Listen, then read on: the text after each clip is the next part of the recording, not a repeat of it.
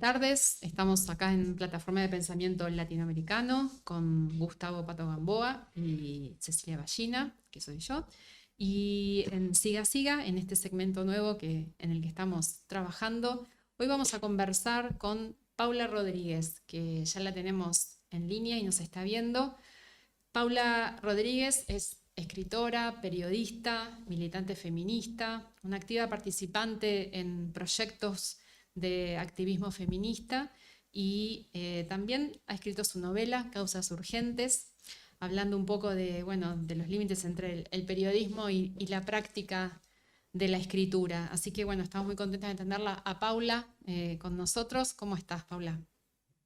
No, contenta yo de que me hayan convocado a charlar. Bueno, queríamos preguntarte, faltan 4 días para el 8M Ujú. y bueno, estamos como rediscutiendo y volviendo a revisar todo lo hecho por el movimiento feminista. ¿Cómo ves vos en este contexto de destrucción de derechos y de avance de una derecha que anuncia y ejecuta la destrucción de conquistas que han costado tanto históricamente construir y sobre todo en los últimos 40 años de democracia? ¿Cómo se para el movimiento feminista o cómo vos ves esta próxima marcha y la articulación de las consignas que se Ujú. plantean? Mira, en principio me parece que el movimiento feminista, más allá de sus diferencias o su diversidad, digamos, ¿no? Porque es un movimiento muy grande y no está organizado como una CGT, ¿no? Con una central que decide cosas. Sí comprende dos cosas. Una, que la unidad eh, ante todo, y la otra es que las mujeres y las diversidades, y cuando decimos las mujeres y las diversidades, estamos incluyendo a todo lo que abarca ese segmento social, es decir, también a los niños, niñas y a las personas mayores, porque generalmente quienes cuidan a los niños, niñas, a las personas mayores, somos las mujeres y diversidades. Eh, Tenemos nuestras demandas específicas, pero además somos el principal blanco de estas políticas, porque cada vez que hay un crack que amplía las brechas y que amplía la pobreza, las mayores perjudicadas, quienes están en los deciles más bajos, quienes están mayoritariamente en los deciles más bajos de la sociedad, somos las mujeres. Cuando se atacan políticas sectoriales concretas, una moratoria previsional. Quienes han sido beneficiarias de la moratoria provisional han sido mayoritariamente mujeres, que son las que no completan los años de aportes, porque son las que se retiran del mercado laboral, de nuevo, para ejercer los cuidados en sus hogares de los niños, niñas, de las personas mayores, etcétera. Y así un montón de cosas. Digamos, la mayor, la más abarcativa, es que la pobreza es mayoritariamente femenina, y que las políticas de profundización de la pobreza o de disminución de ingresos o que atentan contra la formalidad laboral, etcétera, etcétera, afectan mayoritariamente a las mujeres. Entonces, obviamente, en el análisis de esta cuestión está centralmente eso.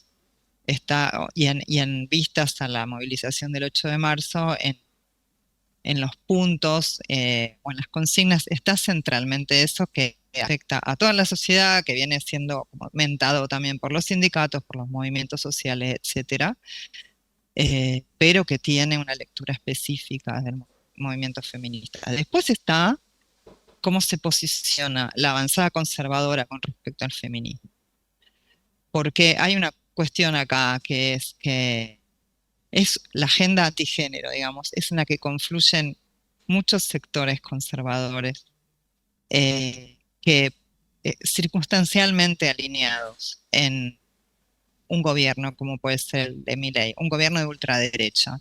Pero la ultraderecha tampoco es homogénea, incluye muchas cosas. Y un factor que es aglutinante es el odio hacia las mujeres y hacia sus reivindicaciones particulares, digamos. Eh, entonces creo que hay dos posiciones: la que plantea el feminismo, que es yo me pongo en este lugar, en este contexto, dentro de estas políticas que estás generando como gobierno, y hay una posición del gobierno que es ataco puntualmente tu agenda, por lo menos verbalmente, que nosotras consideramos en este momento una forma de atomizar y de distraer, digamos. Eh, no sé Como, si esto sí, responde. sí, hablábamos con Gustavo sobre el tema Sí, de la disolución del Ministerio de las Mujeres, ¿no? sí, Ujú, ¿cómo ves, Paula, el tema de la política de Milei de cerrar el Ministerio de ujú. Mujeres, Género y Diversidad? Una pregunta, ¿no? Y también, ¿cómo caracterizás la gestión de Elizabeth Gómez Acorta, que, bueno, después dejó la función, pero fue Sí, digamos, la que encuadró y llevó adelante las bien, políticas de género en Argentina en ese primer ministerio, ¿no? ok. Bueno, primero, son un montón de cosas, pero primero, el cierre del Ministerio de las Mujeres, Géneros y Diversidades y su conversión, digamos, en una secretaría o subsecretaría, no quiero meter la pata ahora, no recuerdo Sí. si es secretaría o subsecretaría, vinculada específicamente a violencia es, bueno, el recorte que hace una mirada conservadora, ¿no? Es decir, el único problema acá de las mujeres es, o el único posicionamiento posible de demanda de las mujeres que vamos a escuchar es pedir que no nos peguen, no nos maten. Cualquier análisis que tenga que ver con entender cuál es el origen de esa violencia, eh, cuáles son las desigualdades sociales que fomentan y agudizan esta violencia y la hacen posible, es un, un enfoque o una mirada que el gobierno quiere prohibir, como si se pudiera Claro. prohibir que una vez que uno ve, no sé, una vez que uno ve que la sociedad está dividida en clases o que uno puede tener una mirada de género, digo, porque el género es una categoría, ¿no? Es una categoría desde la cual analizar la sociedad y hay otras y no son excluyentes. Entonces, la desintegración de una política, digamos, que se propone como más global con respecto a las mujeres, géneros y diversidades, y etiquetarla como simplemente una secretaría o subsecretaría con muchísimo menos peso en el organigrama, ¿no? Y suponemos entonces muchísimo menos recursos para actuar, y vincularla solamente a que, no sé, a que se llame violencia, pues es difícil entender hoy cómo después de los años transcurridos y de los conocimientos que tenemos, eh, que se pueda combatir que se pueda combatir la violencia desde una oficina o una secretaría subalterna de un montón de otras, y no desde una política global y transversal. Y ahí te podría decir, podría empezar a pensar en la segunda pregunta tuya, que es muy, bueno, mi respuesta es personal, digamos, porque no, no fue votada una asamblea lo que te voy a decir, ¿no? Pero me parece que la experiencia, la primera experiencia tiene que ver con esto, con no solamente con que hubiera un Ministerio de Mujeres, Géneros y Diversidades, sino que hubiera eh, áreas pensadas para generar y articular políticas que tengan que ver con reducir la desigualdad en toda la gestión nacional.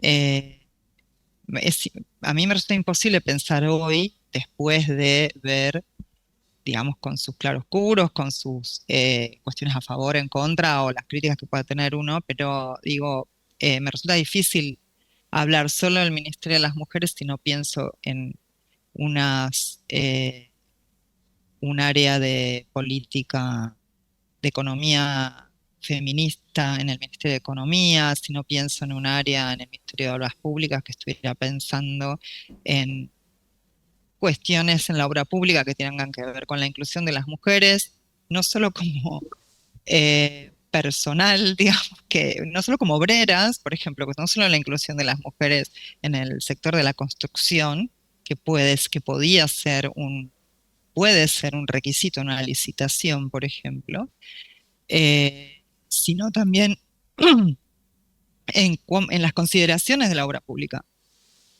¿no? En las consideraciones acerca de cómo es una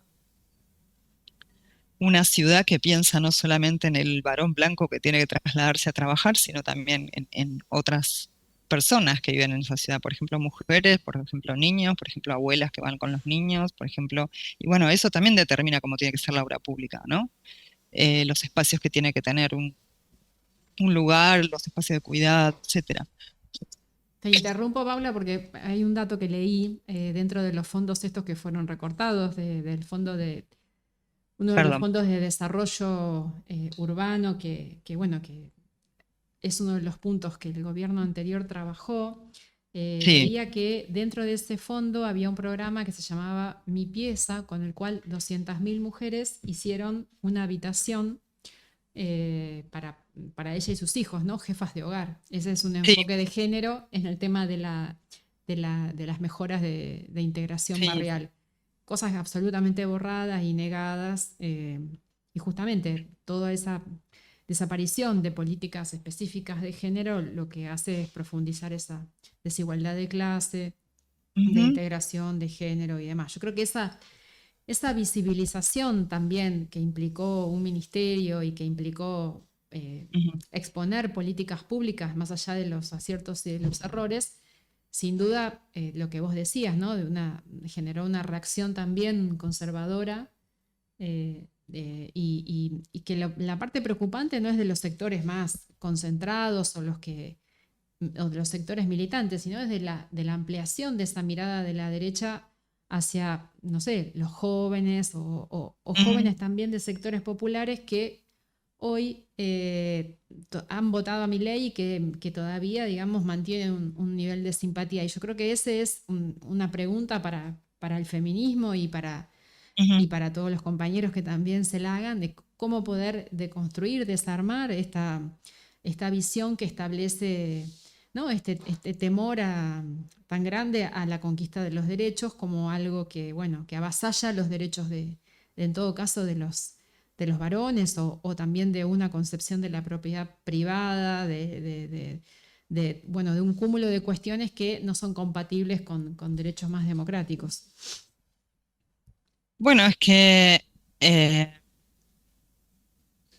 incluso, incluso en sectores progresistas o sectores peronistas, en algún momento, cuando no les fue bien en alguna elección, no, le faltaron voces que dijeron, no, lo que pasa es que con esto el feminismo se les fue la mano, ¿no? Y no, digo, a mí lo que me parece es que con los que se les fue la mano es algunas dirigencias con la sobreactuación.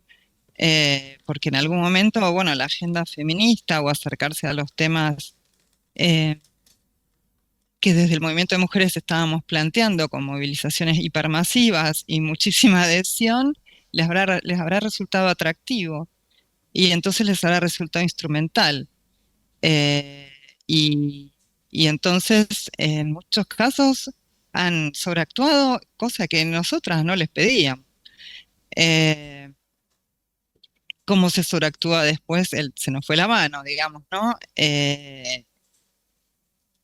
Esto pasa a nivel global y pasa con muchos movimientos y tiene que ver con la crueldad del régimen capitalista patriarcal en el que vivimos, que es eh,